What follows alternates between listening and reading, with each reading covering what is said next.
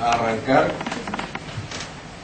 Una de las cosas que conversábamos con Marcos cuando estábamos tratando de ver cuáles eran los aspectos que pensábamos podían ser más interesantes para compartir, sin duda uno de los primeros puntos a tratar de dilucidar era cómo llamarle a lo que hoy vamos a compartir, porque está lleno de, cada uno de los términos está lleno precisamente de elementos disparadores de creencias, y en todos nosotros. De hecho, seguramente en muchos aspectos no vamos a poder más que presentar algunas áreas para profundizar después, porque este tema es muy vasto, es quizás para nuestro enfoque uno de los temas menos trabajados, pero también por eso mismo es uno de los enfoques que en su construcción ha resultado más integracionista de otras concepciones que precisamente no es que se sumen en una concepción ecléctica, que los que me conocen saben que yo digo que hay que tener mucho cuidado. Una cosa es la integración y otra cosa es sumar cosas, que no es la integración, es distinta. Pero como ustedes van a ver, esperemos a lo largo de esta compartida, como dicen los brasileros, van a reconocer elementos que son tomados desde concepciones que vienen de otras escuelas, no de lo estrictamente cognitivo-comportamental. Finalmente nos quedamos con el paciente terminal, pero también necesariamente hay que tocar, para poder ubicarse exactamente de qué estamos hablando, en la etapa final de la vida, que es algo mucho más amplio que el paciente terminal.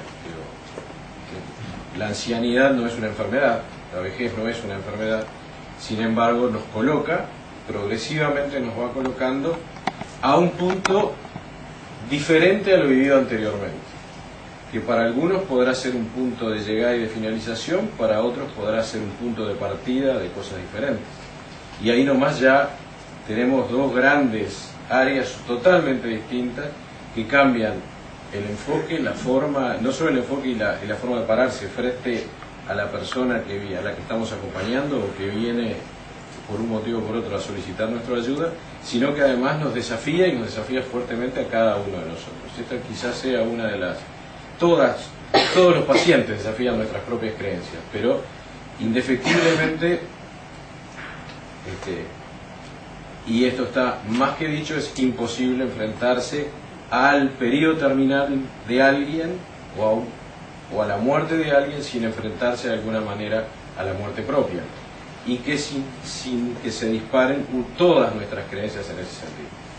De ahí que, como una de las cosas que Marcos nos va a compartir es la importancia que tiene el trabajo y el equipo cuando se trata de abordar este tipo de cuestiones, y la necesaria permanente confrontación, porque el terapeuta está siendo de alguna manera movilizado sistemáticamente.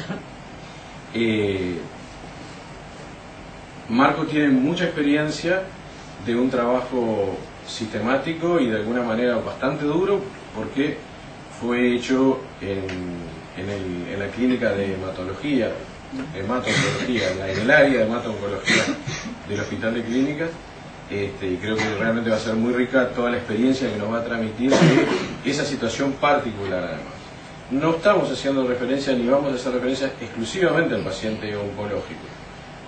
Por eso, quizás una de las primeras sugerencias es que tomen esto de paciente terminal con la relatividad con la que la palabra terminal es necesario tomar, porque no es nuestra concepción y no es nuestro punto de partida, ni es nuestro sistema de creencias el de que nos estamos aproximando a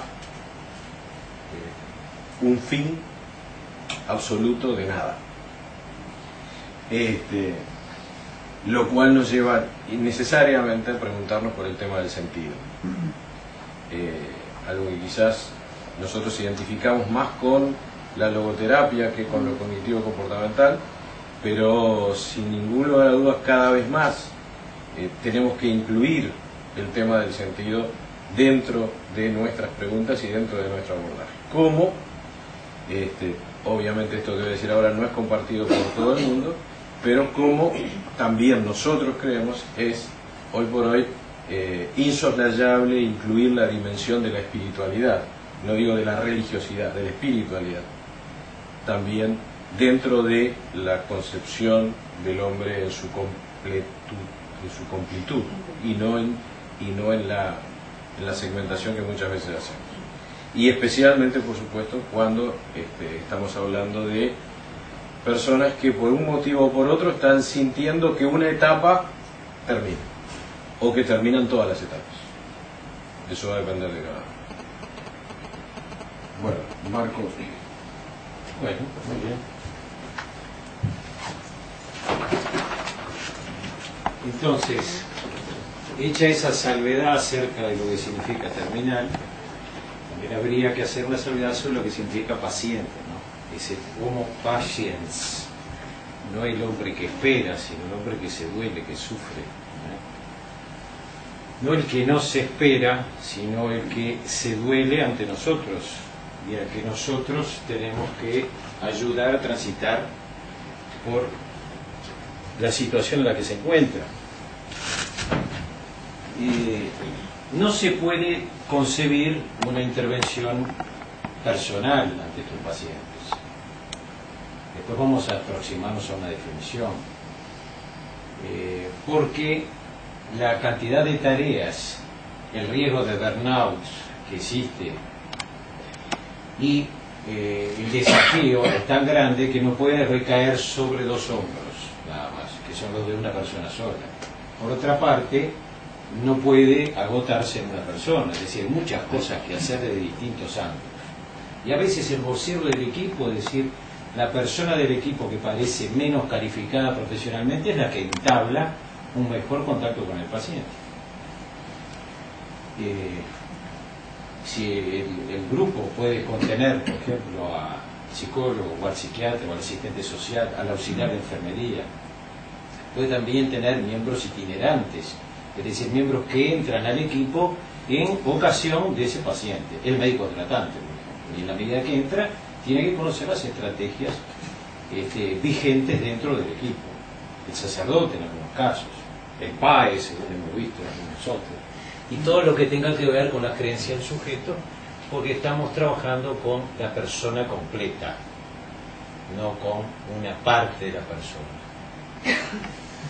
Bien, entonces hay una tríada que no se puede soslayar: paciente, equipo técnico y familia. Es imposible trabajar sin obviando alguna de ellas. Los criterios tienen que ser compartidos, discutidos, la información tiene que ser compartida, congruente, y todo lo que ocurre a uno le ocurre reflejamente al otro. Eso en lugares donde hay pacientes críticos, no solamente pacientes oncológicos o hemato-oncológicos, sino, por ejemplo, pediátricos, en servicio de medicina intensiva, ocurre una afectación del equipo técnico por condiciones del paciente que cambian. Entonces, es un triángulo o es una tríada que funciona según un natal común. Se ha visto también que los pacientes que se siguen mejor y son mejor atendidos y son más personalizadamente atendidos según todos estos criterios, tienen más constancia en los seguimientos. Por lo tanto, mueren en mejores condiciones o mueren menos, porque las recaídas se pueden prevenir en algunos casos, se pueden tratar adecuadamente en otros, y no producir un alejamiento del paciente que pueda redundar en una disminución de sus perspectivas terapéuticas. Fíjense lo importante que puede ser. Entonces, en este equipo, donde funcionan varias personas, hay miembros permanentes y miembros que aparecen con relación al paciente, sobre todo el médico tratante es el más común,